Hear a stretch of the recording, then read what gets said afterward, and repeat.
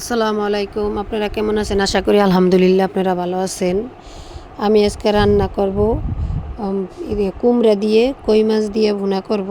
আমি কুমড়াটা কেটে নিয়েছি। কুমড়াটা অনেক বাতি, মানে ঠেকে কি বটিতে কোটা যায় না। বাতি কুমড়াটাই ভালো, খাইতে মজা লাগে, ফুলা কুমড়াটা মজা লাগে না। এই জন্য আমি কুমড়াটা সুন্দর করে আমি কেটে চুলে নিতেছি। কেটে চুলে নেওয়ার পর আমি রান্নার জন্য সব কিছু গুছাই নেব, কেননা রান্নারক্ত হয়ে গেছে। এখন আমি কেটে নিয়েছি। এখন আমি মাংসর জন্য আলুটা আর মাংসটা আমি ভেজে নিলাম, আর কুমড়াটা পাশে থাক, পরে আমি ভাজবো। আমি এই যে দেখুন মাংসটা আর আলুটা ভেজে রেখেছিলাম। এখন আমি ওই যে পরে যে কই মাছগুলির কথা বললাম, কই মাছটাও আমি ভেজে নিছি। কই মাছটা ভাজা চুলায় চলতে আছে। এখন আমার ওই যে কই মাছগুলি উঠাই নিতে আসি, আর কুমড়াটাও দিয়ে দেব। এখন মাছগুলি ভাজার শেষে এই যে কুমড়া ভাজা হয়ে গেছে। আমি এখানে দিলে টমেটোরকে ভেজে নিছি। টমেটোর আনছে ভাজা খাওয়ার জন্য, এই জন্য আমি 2টা টমেটো নিছি, বেশি নিলাম না, কেননা যদি টক হয় তাহলে বেশি খাওয়া যাইবে না। ভাজা হয়ে গেছে। এখন আমি চুলায় করে ওইটা দিয়ে দিছি। আমি আগে মাংসটা রান্না করব, যে মাংস ভাজা হয়ে রেখেছিলাম আগেই। মাংসটার জন্য চুলায় কড়াই দিয়ে দিছি, পানিটা ফেলাই দেই। পানিটা থাকলে যদি কড়াইতে তেল দেই তাহলে ফুটে চোখে মুখে লাগতে পারে। আমি তেলটা দিয়ে দিলাম, আর একটুখানি তেল দিয়ে দেব, কেননা মাংস রান্না করলে একটু তেলটা বেশি না হলে হয় না, এই জন্য একটু বেশি দিলাম তেলটা। একটু গরম হয়ে নো, গরম হলে আমি মশলাগুলি একে একে দিয়ে দেব। এখন আমি মশলাগুলি দিয়ে দেব। এখন দিয়ে দেব আমি পেঁয়াজ বাটাটা। দেখেন আপনারা কি পরিমাণ মশলা দেওয়া লাগে।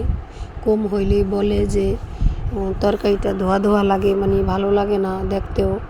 এজন্য মশলাটা একটু বেশি আমার দেওয়া লাগে তরকারিতে। এখন দিয়ে দেব রসুন বাটাটা। রসুন বাটাটাও একটু বেশি করেই দেব।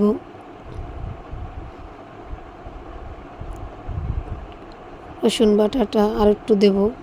রসুন বাটাটা হয় নাই, এই জন্য আর একটুখানি দিয়ে দিলাম।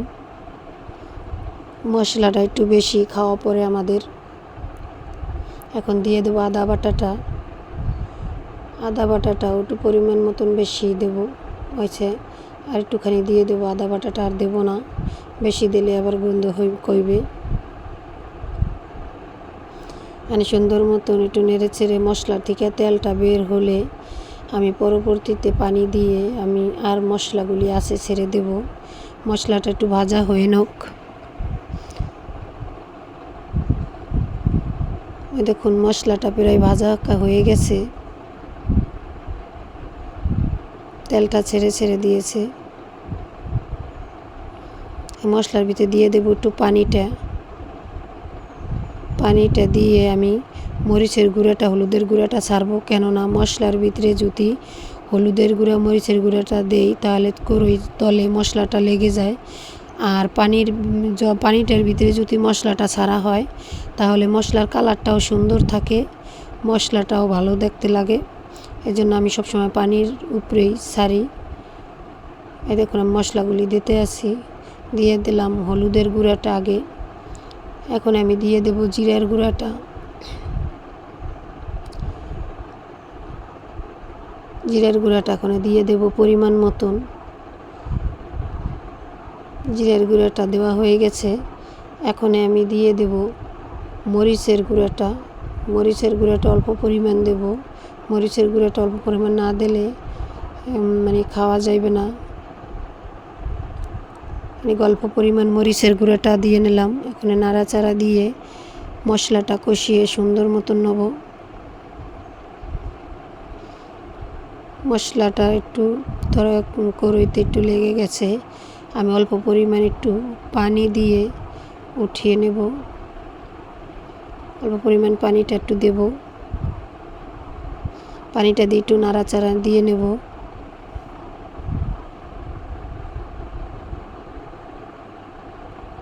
ওই দেখুন মশলার কালারটাও সুন্দর এসেছে।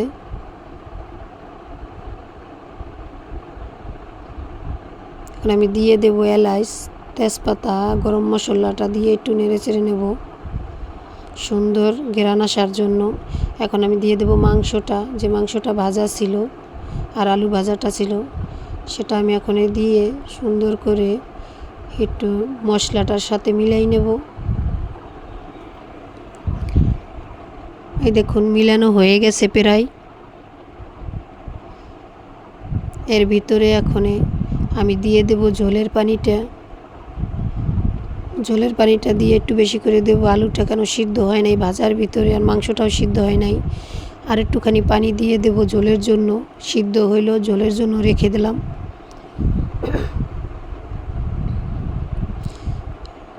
একটু পানি দেব, আর দেব না, এটাই সিদ্ধ হয়ে যাবে, ঝোলটা হয়ে যাবে। এখন আমি জ্বালিয়ে নিলাম সুন্দর করে।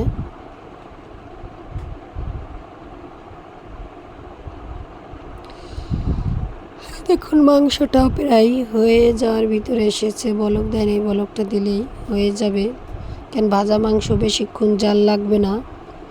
আমার হয়ে গেছে মাংসটা।